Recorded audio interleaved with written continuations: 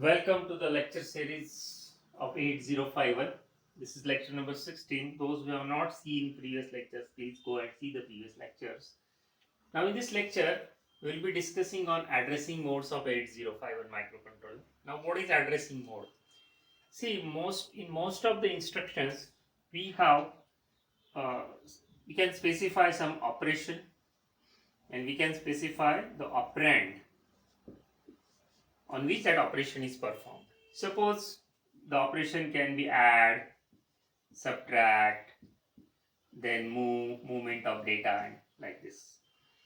Now this operation will be performed on some operands. Okay, maybe some data or something is there. For example, I can say I want to perform addition between A and B. So operation is addition and operands, the data is in register A and B. Sometimes I want addition to be performed with contents of memory location. So we can specify the address of that memory location. Sometimes we specify the address in direct way, sometimes we specify in indirect way. In almost all microprocessors, microcontrollers, you will find the addressing modes. Okay, so in 8051, we have basically these four addressing modes. The simple and very first is the register addressing mode. So I can say that the operands are register.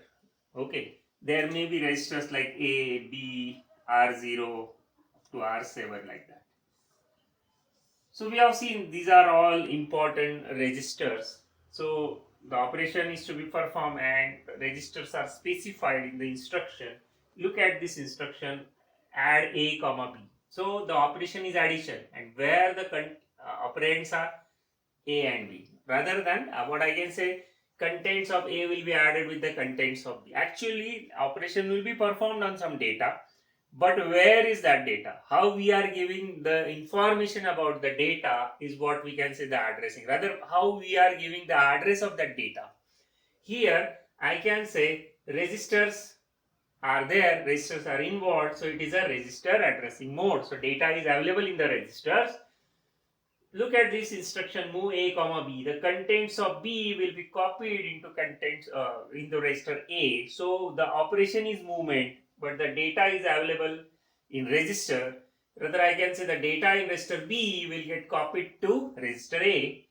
Look at this, move R0 comma A. So contents of A will be copied into R0 like this. So these are all registers involved in the instruction. So the operands are registered, what we can say.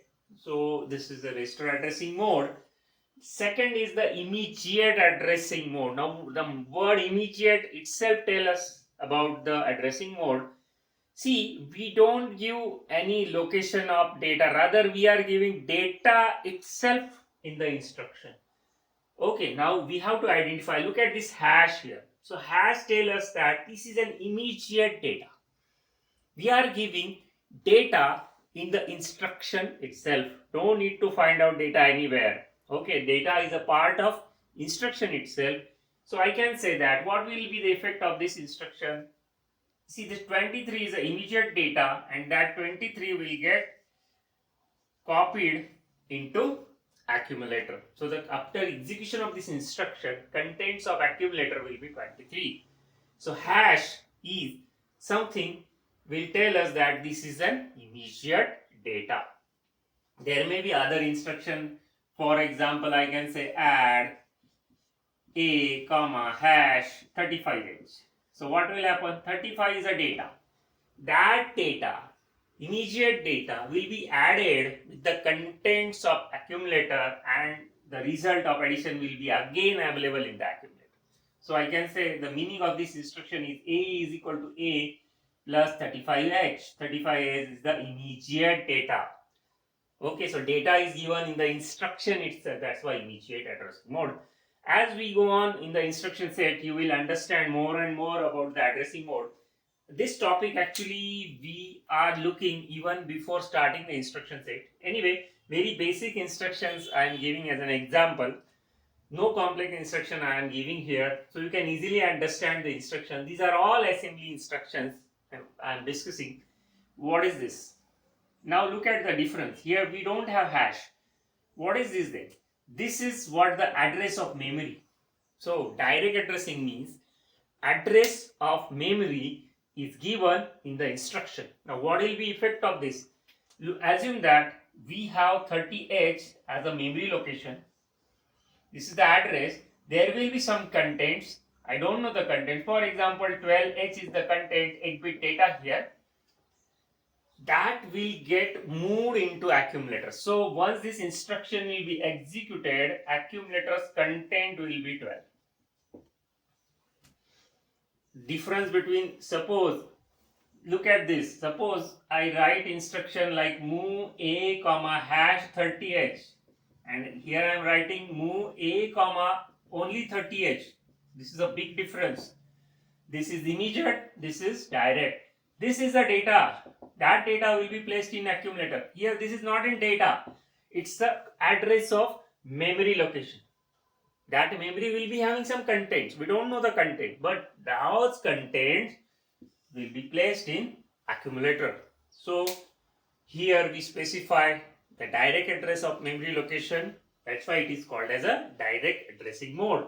Now the next addressing mode is indirect addressing mode. Now what is indirect?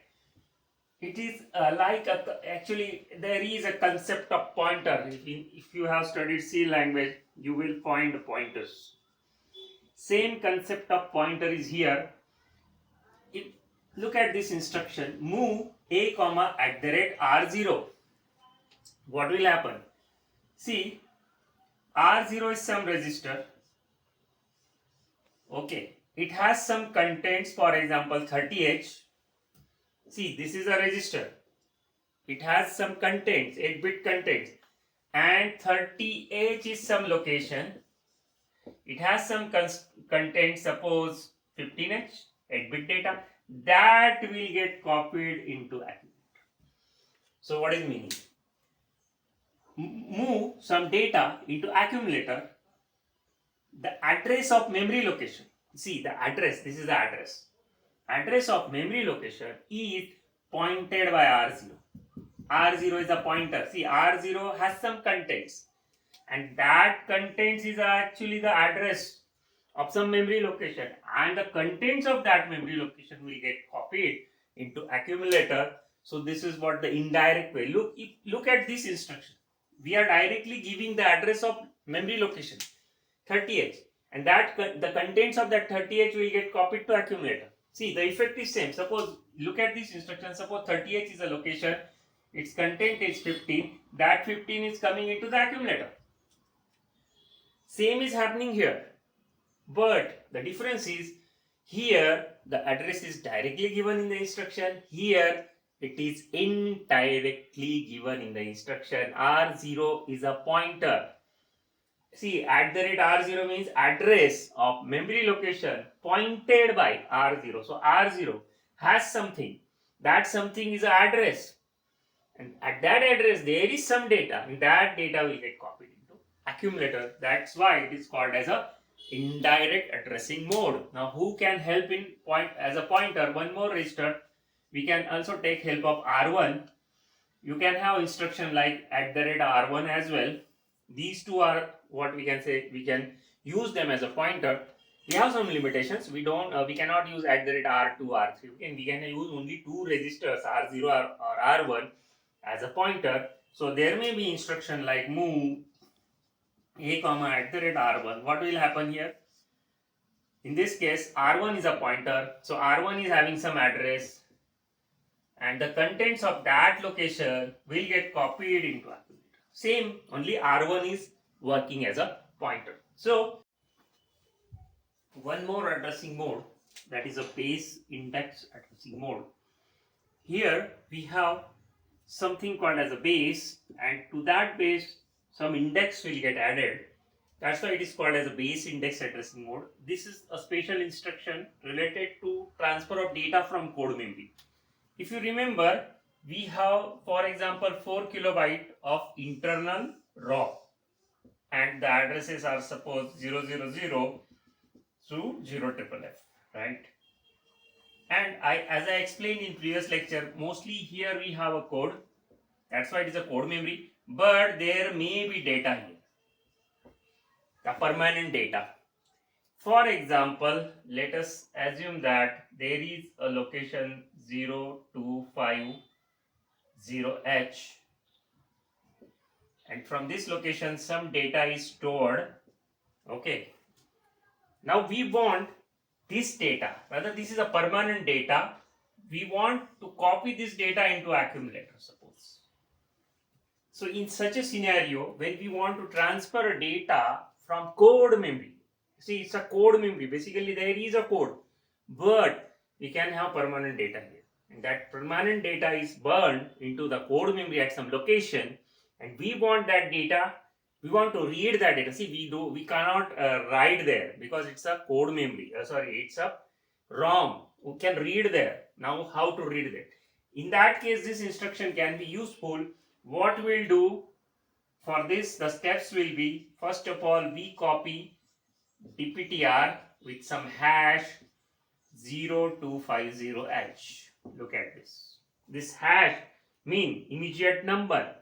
See, this immediate number will be addressed later on, but at this instruction, you can assume this an immediate number will get copied to dptr. So dptr is a data pointer. We studied this SFR. It has two parts, dpl and dph.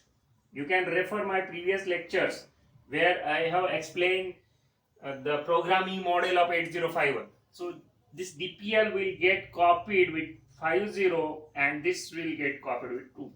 So anyway, dptr will show this number.